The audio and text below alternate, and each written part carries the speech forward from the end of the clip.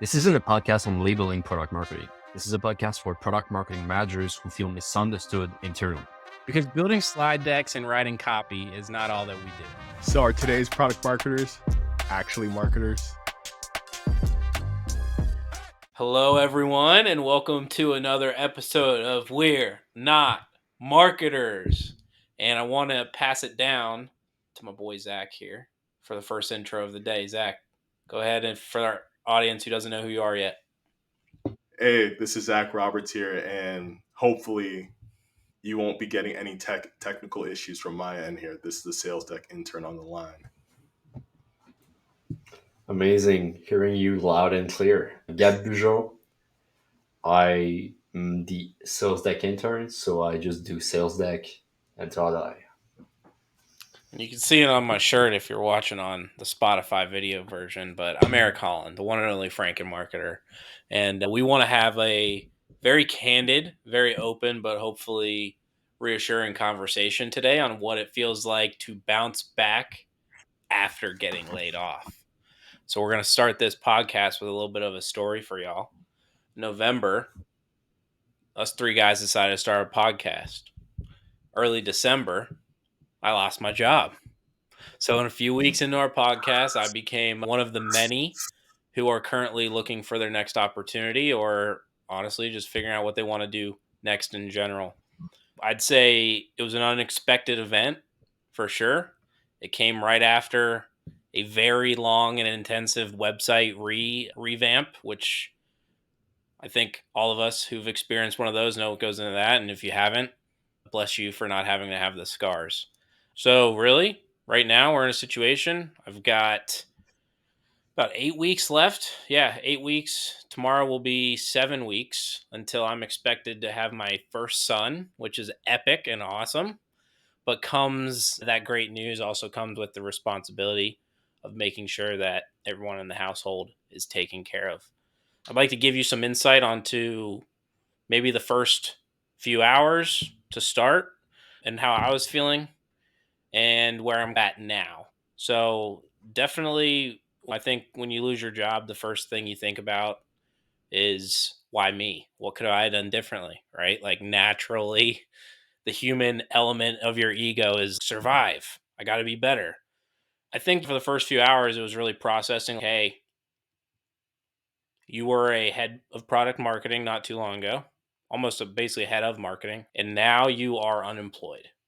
And what I kept telling myself for that first 10-minute period is don't beat yourself up. Don't beat yourself up. Don't beat yourself up. And a mantra that I always keep saying, and you may have seen it in a post earlier this week, was you're good enough. And if you put your best work in and you know that you're not slacking, then when these things happen, all you can do is say, what's next? And that's really, I think, what I felt after that first few hours was not, what am I going to do? How am I going to do it? How am I going to fill my bank account up? It was, what's next? And I would say for anyone going through it right now, whether it's been a week, whether it's been a month, whether it's been a year, highly suggest taking that route of what's next. And you never know what's going to be there. And I can say with full candor that when something like this happens, in my life at least, there's always something brighter, bigger, or better on the other side. So I want to open that up. I know we got at least one other here who's experienced a layoff in their time. But what do you guys think about that? Do you have any comments? Anything you want me to unpack a little bit more? Happy to definitely share anything with my boys. There's quite a few things you said here, Eric, and yeah, plus shout out for highlighting the industry experts on quote unquote layoffs are two of the three on the conversation. And when you brought this topic up yesterday for us to talk about, like the first thing that came to mind was that a 9 to 5 masks a lot of insecurities. And when you get laid off, it tears off that Band-Aid wide open. I remember back in July when I got the sudden calendar invite from the founder and VP of finance 30 minutes before the workday. And I looked over at my wife, but then like fiance, and was like, ooh, like I have a bad feeling about this. And then once you hop on the call, within the first few minutes, they just announce it. And it's like shock and no awe. It's more like, ah, shit. Like, this is happening. And you're stunned. And all these questions, like you said, Eric, come up. And you're like, okay, like at least for the US here, Gab, you don't deal with this. But like once you laid off, that your healthcare is gone within that month, like of you being laid off. So you're like, okay, how do I think of healthcare? Like, how do I think about stretching out this next paycheck? All these questions come up. And then Erica, like, you bring up a unique layer, being like a new parent and we're like on the way. That's another hurdle to come up too. It's really hard to really maintain like an equilibrium when you feel all this chaos closing in. The last piece I will share is that on a lighter note, I remember I was like riding back from the train and after a pickleball game, like a team we had, and I bumped into this guy who's also waiting on the train, and we're talking back and forth. And you're in San Francisco. The second question you'll always get is after, "Hey, who are you? Like, what do you do for work? Like, where do you work?" And I was like, "Oh yeah, like I'm product owner." "Oh, where?" I'm like, "I'm laid off." And he's like, "Oh," and his immediate demeanor changed. Like he turned his face away. He didn't want to even look in my direction. He's like, "Oh, I'm so sorry. I shouldn't have asked that question." And I was like, at that moment, I was like, I'm not like dying or anything. Like I don't have a contagious disease, but I think there's just this it speaks to this uncomfortable feeling for both people when a layoff does enter a conversation. I just want to start by saying thank you guys for sharing like your insight, for sharing your experiences. I'm lucky enough that I never got laid off in those circumstances. It doesn't sound fun at all. It sounds scary. I'm just thinking if I go full time into something, if I just start something and quit my job, a lot of those same struggle is going to be there. But I feel like one of the biggest that you shared, Zach, is, and Eric, it's, is it me? And you're always blaming yourself, even when it's sometimes pure luck, just business decision and guesses that those founders and executive have taken. And I just feel like there's two elements that this is really bringing me to. The first one is the more I'm hearing stories of layoff, the more I want to leave corporate, leave companies, and just start my own thing, because this is ultimately you need to bet on yourself. And being seen as a number is just, I feel like it's a lot old school, and companies shouldn't treat people that way. So, first thing. The second one is ultimately it's really tough to bounce back, and it's hard to just prioritize everything when the only thing you're known for is where do you work at. And it has an impact on your social status as well. Oh, I have a startup. Oh, what it is. People might be curious, but ultimately it's a lot more successful for some people to see you coming from Google or Amazon or whatever. So I feel like if we take a step back and if we're just like, okay, life, not it's all about work, and hopefully being a solopreneur or just working in your own thing will help you like have a better work-life balance and stop caring so much about what's your title and what people think of it. I think that would be a step in the right direction. Yeah, and I want to take 2 or 3 or 4,000 steps in that direction. And I don't know about you guys, and definitely want to ask you here, but this whole experience has definitely given me that type of perspective that you just mentioned, Gab. And for those listening in, if you don't follow Emma Stratton, for example, she gives some really good advice on just going for things that scare you and knowing that there's going to be a safety net that you never saw there at the other end, and you think it's a free fall, but it's given me that perspective. And part of the reason why we put so much effort these past few weeks into the pod is because it makes us happy, right? It makes getting up really exciting to go do this stuff and spend my days, instead of applying to jobs, I'm working on this pod right now and putting in time in something that fills my cup instead of something that I know that'll drain the shit out of it. So anyone listening in, highly recommend you jump into something that does make you feel fulfilled. And that could be your own full-time consultancy. That could be your own side gig that you pick up with your partner. That could be a hobby that you make sure you don't spend an extra minute of work in terms of missing it. Boxing, for example. You don't put work in front of those things that make you feel fulfilled. And when things like this happen, it's going to be a lot easier for you to bounce back, and you have things that already anchor you when that full-time job does go away. And sometimes that happens. Yeah, like definitely if the situation presents itself and you have them really take that time to invest in yourself. There was like, I think there's a few underlying things that both of you highlighted too that I just want to call as one. I think this is something we shared before the call was that in the latest like product marketing alliance like salary report, this has been like the first year where the average salary has dipped for product marketers. And my hypothesis is it seems like a lot of that has to do with the layoffs that we've seen in the market today. I think in the past year, we've seen about over 180,000 individuals laid off in the tech sector in the US. And I'm not sure how much of that number of that factors like product marketing, but the reflection that goes into the second piece is that with in response to these layoffs, I've seen like a rise of myself included of product marketing consultants. And I think that goes back to Eric with the point you're saying here is that, hey, this has been a hard challenge and this has been an opportunity for a lot of people to bet on themselves, to put their skills, to put their experiences to like say, hey, I want to build something of my own. I want to have another avenue. I want to diversify my income. And I think that's been really exciting to see itself. I know I can tell you guys when I got laid off, right out, I spent 6 weeks on the couch. I know everything that you need to know about Vanderpump Rules. 10 seasons, 240 episodes. I can go down the whole cast because I was just like, that was my space of healing. I got really good at rollerblading. I talk about it on LinkedIn too, like maybe more or less depending on who you talk to. But I found it that space to be very rewarding as other avenues to just to heal from an experience where your 9 to 5 takes up more of your 24/7 psyche.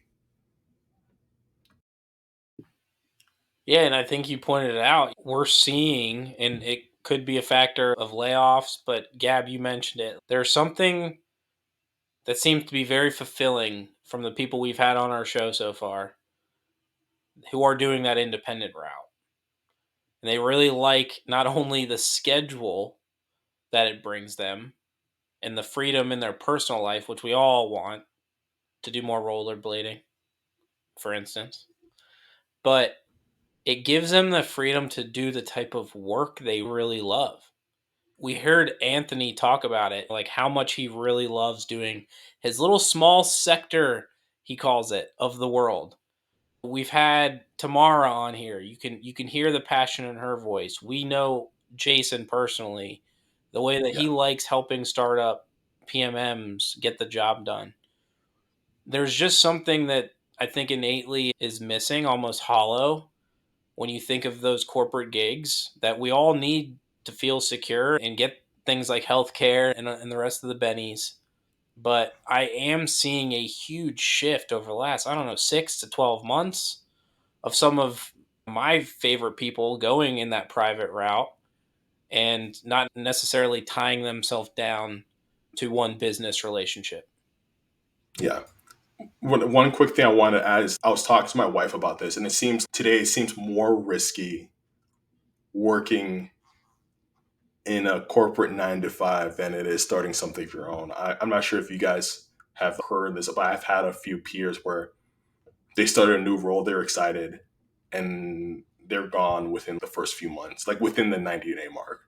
I can attest to that. And it sucks because you think of that 90-day being like that area for you to learn the job and start delivering quick wins. But imagine when you're like right about to announce a new strategy, they're like, oh, keep that strategy in your back pocket because that GTM got a GTFO. Yeah, love this. love the acronym. Yeah, did you Sorry, work on it here? guys. But but yeah, I think I think it's basically the fact of not just betting on yourself, but like when you go through a new job, it's always ultra stressful. Don't know about you guys, but it's like, hey, it's make or break here. I have 90 days to show as much value as possible. And my role for some people is in marketing. So already they think that a PMM job is to bring you leads. I know we had discussion about that, or it's to really focus on, I don't know, doing webinars, or sometimes our glorified content writers that PMMs are seen by leaderships. I wasn't Um, glorified for writing content. I don't know about y'all. no, I wasn't, It was but like assumed. No, no, I got all the gluts, or sorry, all the guts, none of the glory. we just yeah, got, yeah. we got the chicken feet. You didn't even get the wing. Exactly. I think it's mainly the fact that if you're stuck at being in that rush for 90 days, and it only gets you like so far. Like I think my train of thought is more about careers are not linears. Like things will change. You can try consultancy for 6 months, hate it, go back to a corporate job. But that 6 months will be one of the best professional experience you'll have because you'll be alone trying to figure stuff out, building new process. Like a PMM by default, I think should be generalist. What better way of trying this out, being a jack of all trades and really making stuff matter when it's your own shop, when you're trying to do your thing? If you can take that and then just really learn in the course of 6 months, it's already putting you ahead of someone who has worked for like Pepsi for 20 years or whatever. Again, dumb example, but you get what I mean. And like I think there's also value in being a specialist too, because the speakers like the guests we've highlighted in the past, like you got Andy, like upcoming episode, who's like really focused in on competitive intel, and Anthony, who's really focused on homepage messaging. So there is also that value too of specializing. I think that's for some of those individuals, it's worked out really well. Yeah, 100%. And I'm not putting it out, but I think that it's also the fact that you're not just doing strategy. You have to take care of your accounting. That's You right. have to think about your branding. And I don't remember the effect, but it's like, again, I'll tweak it later or don't call me on it, but I think it's like the King Solomon effect or King something else effect. And it's the fact that this king was able to solve every problem of everyone. But then when it was his time to take decision for his own kingdom or whatever, for his own stuff, he was unable to do it. And all of us feel like this. I help startups do product messaging. It's really easy for me. I try to do it for myself. I suck. I think the more we're able to just tackling different elements and having that overhead of I do my own management of this consultancy or company I'm putting out there is giving you some roots to then like just specializing yourself and be, hey, I'm just on this little corner like what Anthony talked about. um yeah, basically I think it can both of them can work together 100%. And Gab, what you're saying really just is an echo of what we've heard several times is that product marketing, for whatever reason, seems to align very similar in mentality and execution and just how they go about things as a founder CEO would. Right. So if you do have that ability to start something on your own, I started a little side thing myself, and a lot of the pains and frustrations you were saying about learning, I've definitely felt in running my own thing, and it's made me a better product marketer for it. And start off as a specialist, I think, like Gab, you mentioned, or a generalist, and then work your way and figure out what your sweet spot is. Tamara said it herself, but everyone's got their own superpowers. Some advice as we talk about finding your next opportunity and maybe losing an existing one is really identify what your superpowers are Yeah. and making sure that those are the opportunities that you're going for. Unless, of course, you want to brushing up some other skills that you may not have. I know, Gab, there's other parts of the product marketing function that we could all say. Zach, I know you're awesome in enablement in particular. Me, I think from my end, just like the general marketing principles, because of not being a marketing person, like a demand gen marketing role, right? There's all these pieces that we could brush up on, but at the end of the day, you're going to have your superpowers. And if you lean into Yes. those, don't feel so bad about the ones that you may come up with short on. And you'll Yeah. find And that you'll be able to excel and maybe find your own place doing your own business on your own specialty on the things that you love doing the most. And it's really quick speaking to about tomorrow. I know like earlier this week, but when this episode comes out, I know she released a free personal positioning like guide and course highlighting that, because that's a valuable point, Eric, is that we all have a competitive strength that we bring to the table, but many of us don't really have time to sit and reflect what that is. It goes back to a common, like a trending saying we're amongst product marketers, is that product marketers are struggling on how to position product marketing. And I think I haven't had a chance to look at the positioning framework myself, but I think that would be like an incredible like first start for anyone that's looking to find that what is their ideal superpower. Let me know if you go through it. I did the one from Jess Petrella on practical positioning, and it's done. I think this one is done with Ignition. So I went through it. It's two hours, really good. Go back to some key elements. I just want to piggyback on what you said, Zach and Eric, and then I would like to switch a gear a little bit if I can. Finding your superpower as a PMM, I think it's the first step. It's what you're good at. But I think we can just, speaking about finding your why, I would maybe take a look into the Japanese concept of ikigai. Sorry, I'm pretty sure I'm botching the pronunciation. But something that give a person a sense of purpose and a reason of living, basically.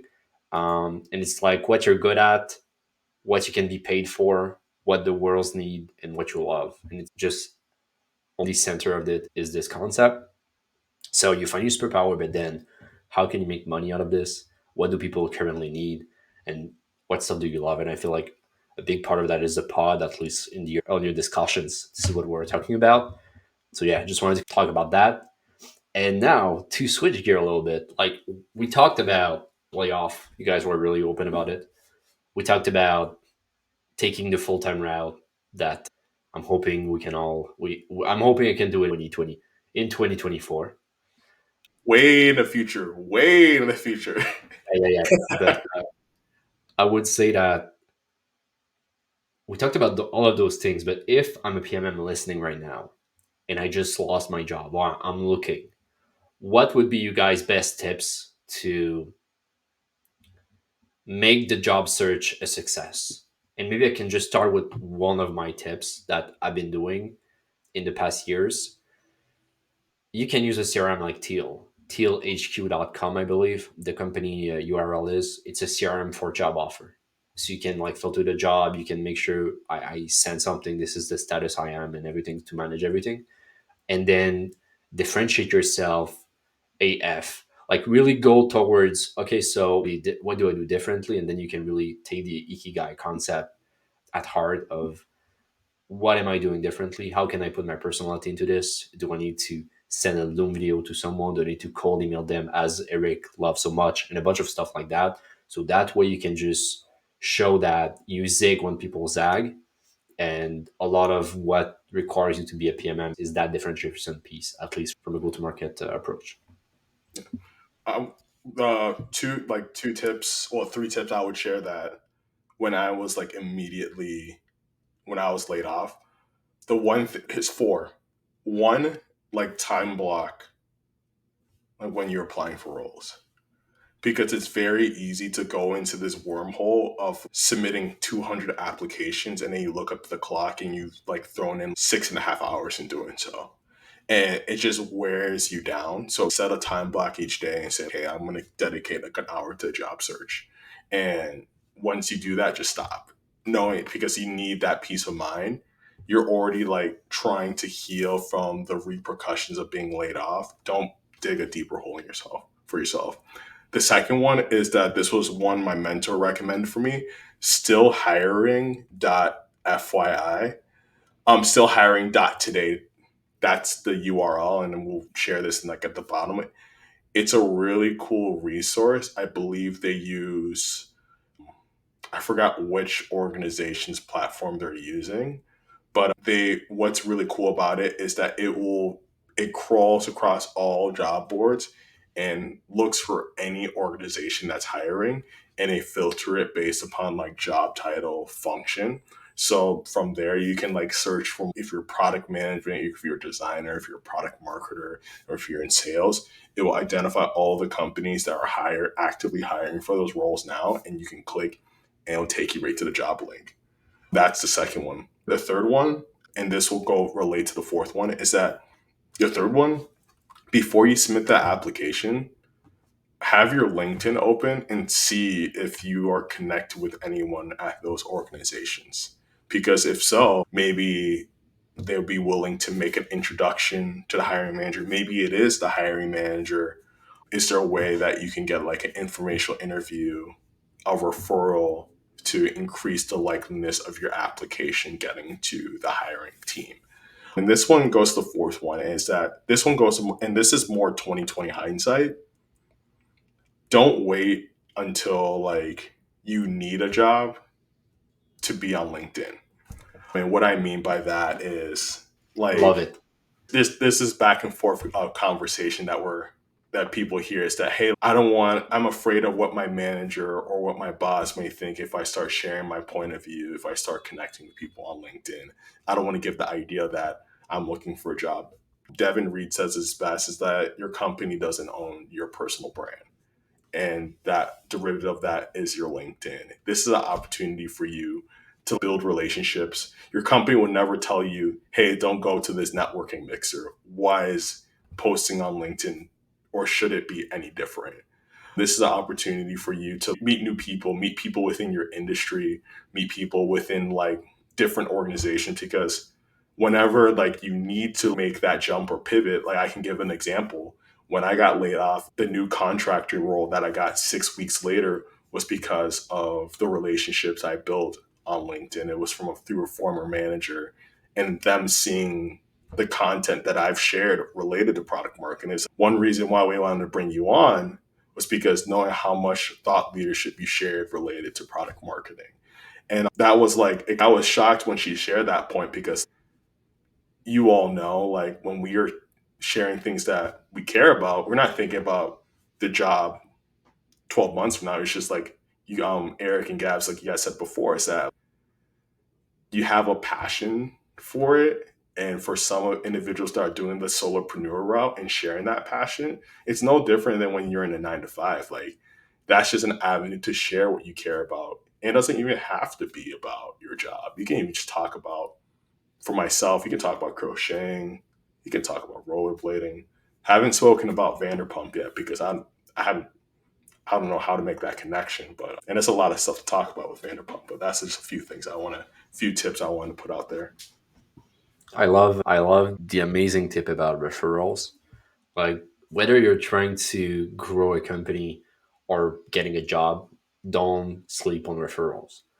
Like you can get up to like the technical test and like a job offer just by going the referral route. And all you need is just to connect with someone on LinkedIn to chat with them. So love this tip 100%. All right, sounds like it's my turn here for the tips and tricks. I'll give some like personal things and then some more practical one. The personal one is use your personal network on the days you're feeling bad in particular. I know that when I announced my layoff to the world, the amount of reach out, the amount of confidence that I was given in a mere 24 hours was enough to probably sink a ship.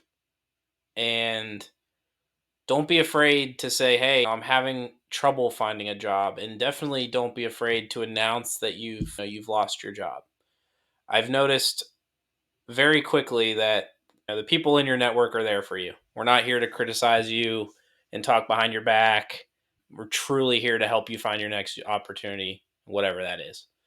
The next thing I'd say is make sure that you are developing a support system outside of your 9 to 5. You guys are part of mine, but we said it earlier, your 9 to 5 shouldn't define you. And when you see me outside of work, The network that I've created and the support system I have out there far outweighs anything I'm going to get from any employer, right? Make sure that the things outside of work are also very strong and very supportive. And then jumping into some more practical tips, I'd say if we all have to send emails at some point during the interview process. I'd say if you don't, then you're really lucky. So go ahead. If you don't have a job, go get Lavender AI. It's free for job seekers. It will literally coach you into making sure that you write better emails to the hiring manager or to HR or to possibly the CEO. Additionally, check out something like Aligned. Honestly, I think they may be also doing something free for job seekers, but what it'll allow you to do is showcase all of your good stuff that you do and work on and demonstrate. And you can provide it in a way that's very structured. You'll know what they're viewing, what they're not viewing. You can communicate directly. And to be honest with you, it's one of the very few things you could probably do to stand out once you get going in the interview process that no one else is likely to be doing. And then lastly, I've made a post about this actually today, Jan 10, but every resume looks the same, right? And relatively boring. So I would say if you can, have yourself 2 copies when you go in. Have one that can beat the damn algorithm that all those HR softwares have. And then have one that shows your personality, one that once you get past that first screening, that you can give it to that initial call person and say, please forward this copy to the hiring manager. And it may give you a leg up when that hiring manager is looking through 25, 50, 100 different applicants and trying to figure out which 5 she should bring in for the panel interview. So those would be my tips to wrap it up. You guys got any questions? Anything you want to expand on for our group? I got one last one on my end, and it's a question. It's another tip. Might be because I'm Canadian, but after the first interviews, you can send an email thanking them for their time. So far, I think I got some pretty interesting responses when I'm just genuinely polite. Try it out, don't. But I think being nice is a hack that not a lot of people are exploiting to the level that they could. Requires zero effort. Nah, like this has been a really cathartic conversation. There's nothing that comes to mind, but look, if anyone's able to get laid off, crack a pod with the boys or the crew that you identify with.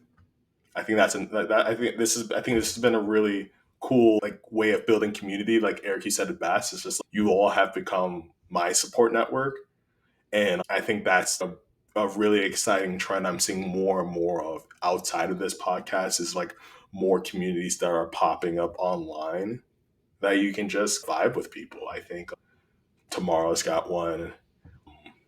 Dave Gerhardt's got one. Andy's got one. Oh, Andy's got the best community in the world. Healthy competition for our listeners. Yeah. If you can join those communities, and I think Tamara has a 3-month offer for individuals that are actively looking for roles for her community too. I gotta double check that too. But yeah, I think there's just so many cool avenues, even if it's not through LinkedIn. I've really loved intramural too. So to find a community where you can just kick back and chill, I think that's been very rewarding and restorative for me. Yeah, love it. And I feel like we're going to have a lot of interesting links in the show notes. Yes. But yeah, basically, the last thing I want to say about that is if you've been dealing with layoffs and if you're looking to share your experience and just keep the conversation going, we're on LinkedIn. Write to us via DMs or we'll add like an email that you can reach out to us. But basically, just know that there's a lot of other people that got laid off, especially in the product marketing space. So yeah, just let us know and hopefully we'll maybe make some episode like this recurring and just be a support group for people looking for jobs. People PMMs. Sorry, We word should to be caveat that we are not trained therapists. We're not therapists. It's going to be Yeah. season 2 of We're Not Marketers. Season 2. This is in financial advice as well.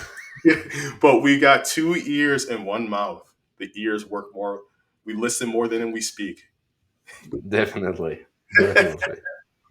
All right. Thanks for listening to another episode, and one of the very few episodes we hopefully ever have to have about layoffs of weird Yeah. marketers. Hopefully, this is the last one we're going to be having about layoffs. That's the affirmation we're putting out there.